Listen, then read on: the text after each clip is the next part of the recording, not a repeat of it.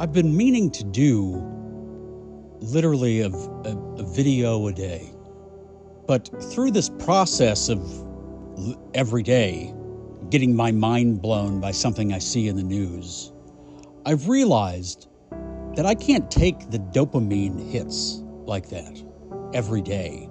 I get depressed. So if I have like a mind-blowing experience, like I see something in the news that I'm just like, oh, and like a whole universe opens up for me that wasn't there before, that's a great feeling at first, but I gotta stay even, more even. I can't take the crashes, because I have a dopamine problem anyway. Like, I just don't think I produce a lot of it. Usually I'm grumpy. I get grumpy. And seeing stuff like this, like now I know who started all of this nonsense that's been going on since 2016. The censorship, the double agents online doing videos on YouTube, the 95% of podcasts that have an agenda, and you can tell by the way they say things. By the way, it's Hillary Clinton and David Brock. It's specifically her campaign. So, from 2016, here I'll draw you to this article in the Los Angeles Times from 2016. Be nice to Hillary Clinton online or risk a confrontation with her super PAC. Now, this article goes into how she teamed up with her mortal enemy, David Brock, and they spent $1 million. Well, first of all, Hillary Clinton has multiple super PACs. So, it's not just this one, it's everyone. Because I wanted to tell a story, basically almost like Maleficent, but Hillary Clinton Maleficent. Could you imagine an entire nation like not liking you? And everything you try to do, even though your agenda is radical, hidden, so occult, and who knows how deep and malicious, demented, and possibly satanic it goes, whatever her agenda would have been. But then we drove her underground, you see. She was humiliated. They thought they won 2016.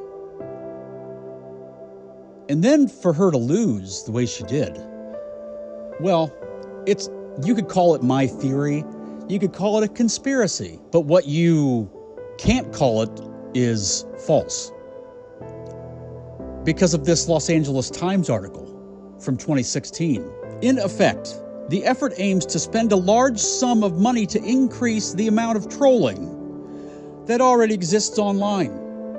The plan comes as Clinton operatives grapple with the reality that her supporters just aren't as engaged and aggressive online as her detractors inside and outside the Democratic Party.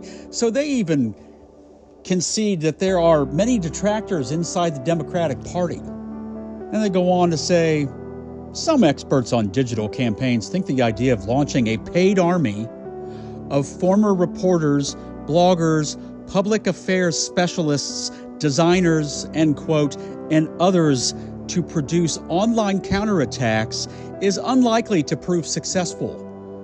Oh, how wrong you were. This is where it started. And it grew exponentially. Exponentially. Another story that blew my mind, literally like the next day, from the Epoch Times, I do believe out of Australia, stating that experts by 2040 say that basically our smart brains will be able to interface with our phones and just everything. That technology is advancing quicker than we thought. Think of all the wonderful things that could happen. Blind people could see, robotic arms could no longer appear robotic. Exponential growth. Do we know what that is? Does everybody know what it means? It comes from mathematics. There are different variables that can be applied to an exponential to make it more exponential or less exponential. But when we're talking about technological advancement,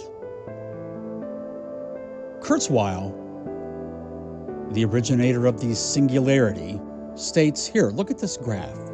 Well, hold on. Does everybody remember in elementary school that moment or that day that your teacher offered you $1 million today, or I'll give you 1 penny, and then for the next 30 days, I'll multiply it by itself? Which would you take? And everybody took $1 million, and there was like the one smart, snot-nosed kid in the corner. Not in the corner, he'd be in the front. Be like, I take the penny. Well, the penny ends up being over $5 million just in day 30. It's over $10 million that you would eventually get. And that's exponential growth. But that's just times 2. See, when computers get smart enough to where they start working on themselves, and we're out of the equation, that graph that everybody knows so well about our technological advancements just kind of creeping along, but they're always going up. You know, the trend is always up. But then when we hit that singularity point, when machines start working on themselves, that growth goes exponential. So anybody making any predictions about what this is going to be or what this is going to be like is an idiot, or they have an agenda. Because when this singularity point happens, all bets are off. We have no idea what will happen.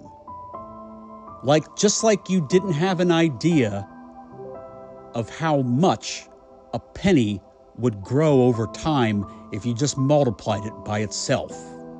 1 penny today, 2 pennies tomorrow, 4 pennies the next, 8, 16, 32, that's day 6 or 5. But by day 30, it's over $5 million. And that's just times 2. Imagine try to do this math. Take a machine that has the ability to access all language ever put on the internet in the blink of an eye. Add that factor to exponential growth, because there are always 2 variables in an exponential growth chart: time frame and what number are you multiplying it by. So I've just bet my mind's been blown. And I get depressed. And my depression gets bad. Sure, I've made progress, plodding along, just, 2 steps forward, 1 step back, 2 steps forward, 1 step back. And if a doctor came to me and asked me if I would rather just do that or have a chip implanted that may cure it, you bet your ass I'd take it.